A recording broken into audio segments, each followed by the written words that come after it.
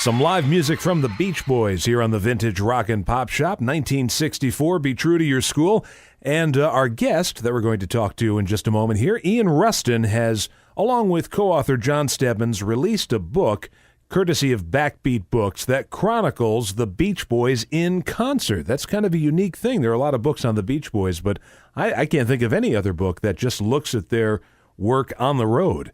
And we'll be giving away a copy of this book in just a few moments. But as I'm looking at the book here, as I'm thumbing through it, here we go. May 6th, 1973, the Beach Boys performed at this university, Fairleigh Dickinson University, here in Teaneck, New Jersey. Ian, welcome to the show. Actually, I believe they played there another time, too. If I'm not mistaken, I want to say 1966. Yes, they played there November 19th, 1966 as well.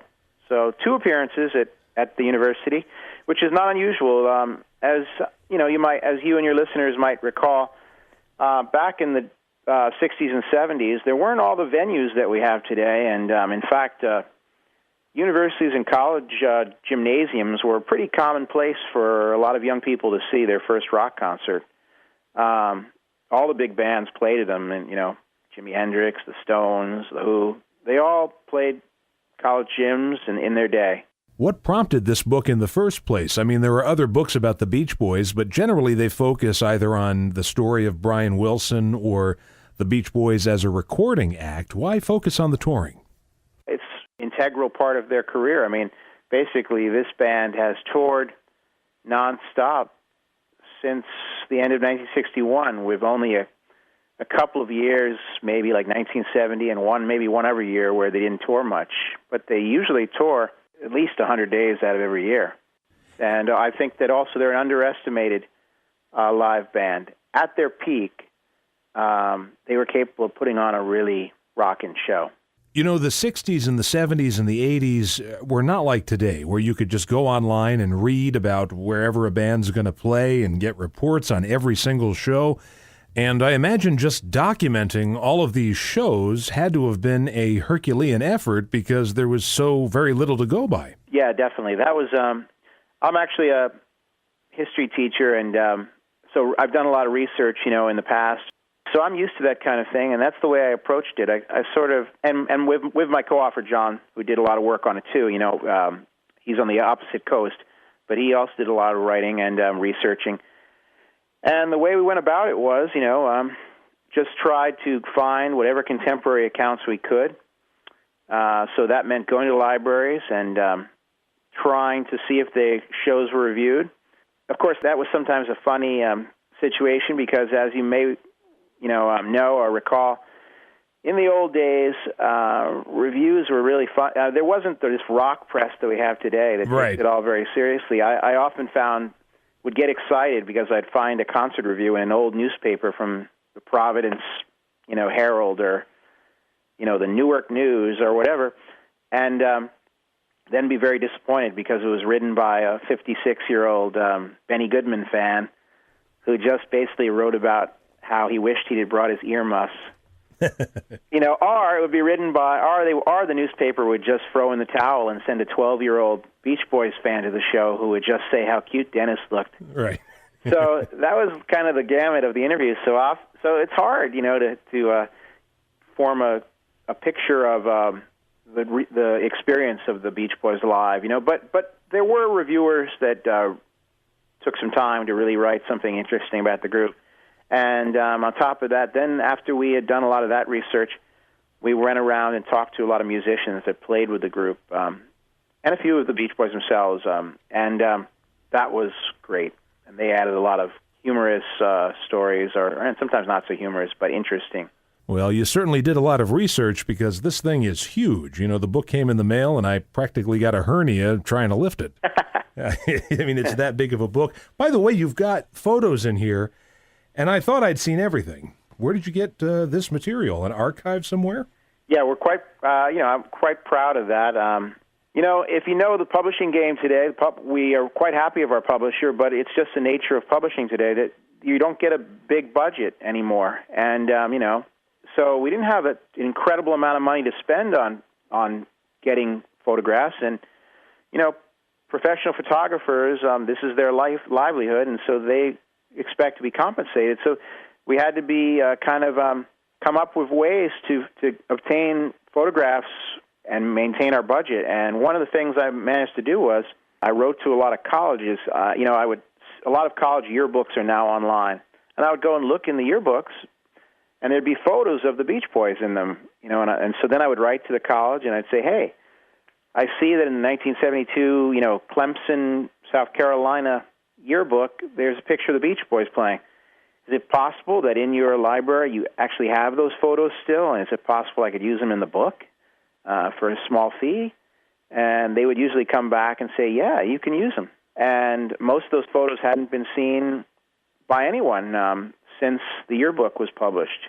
I will say my favorite photo that, and again, I haven't read the entire book from cover to cover because I only just received it, but my favorite photo is it's 3 photos of a performance in Portland where they're wearing these orange sweatshirts for the radio station KISN. Right. People will sometimes criticize the striped shirts. You would run into the striped shirt if you had to wear these orange KISN shirts. It's a really unique look. I agree. Those pictures came from a fan in Portland who went to that show. He went to about a show in the first shows in Oregon. He went to one in '63, one in '64, and one in '65, and took photos at all of them. And they were actually all quite nice photos. Yeah, they're really good. He kept, and he let us use them. He didn't. I believe he wanted a signed copy of the book, and a copy of some of John's other books. And he was willing to let us use the photos, and we're very happy that he did because I think they are really cool. Hardcore Beach Boy fans like myself, we have a tendency to focus on the lean years of the group because they made some of their greatest music, but I think it was also around that time that they really started to focus on their live shows. Yeah, they had been doing very well, and then around 1967, 68, their fortune started to decline, and record sales went into a slump. And then they were touring quite a bit. And then in the early 70s, they really concentrated on the touring and really pushed that and started playing any college or university that would let them play all kinds of free concerts. And so a lot of people that had maybe not heard them in a long time got a chance to hear them at their college or university that they would play at. But then there was also the release in 1974 of an album called Endless Summer, the Greatest Hits LP, that went to number 1 on the charts, surprising a lot of people. Yeah, and it came at a strange time because they had released the Surf's Up album and the Holland album, and those albums had sort of reestablished them as part of the contemporary rock scene, and then all of a sudden this record of their early hits was all over the charts and kind of what everybody wanted to hear. Yeah, I think one of the things we try to point out in the book was that in the early 70s, before Endless Summer, they were really resistant to becoming, an oldies act, basically. And they really, in fact, they had confrontations of audiences who wanted, they'd go play at a university for like a homecoming dance. And, of course, the kids, they had a few beers and they wanted to dance and have fun, and they wanted to hear Help Me Rhonda. And the Beach Boys basically told them, we'll play Help Me Rhonda, but first you have to listen to Sail on Sailor and Long Promise Road and all our newer songs, which not every audience was cool with. So there were some epic confrontations, actually. But, yeah, after Endless Summer came out, they didn't just play the oldies, but they started to shift the emphasis of the show more to playing the hits because that's what the audiences wanted to hear, and also because then they were getting asked to play at stadiums in places where, where those are the kind of songs that go over better. And so it was a gradual thing, but definitely Endless Summer did nudge them in that direction. I would say they continued, though, to try to keep playing at least 5 or 6 newer songs right up until about 1981, 82. Well, it's a real catch-22 because you've got new material that you're proud of and you want to play, but at the same time, when you have so many well-known songs. And McCartney, by the way, does the same thing. You know, you go to a McCartney show and he'll play a couple of tunes from his new album, but the bulk of the show will be Beatles hits and Wings hits. Not that there's anything wrong with that, but, you know, that's kind of how it is with established bands that have been around for so long. That's definitely true. It comes up when you talk to Beach Boys fans a lot, you know, this issue.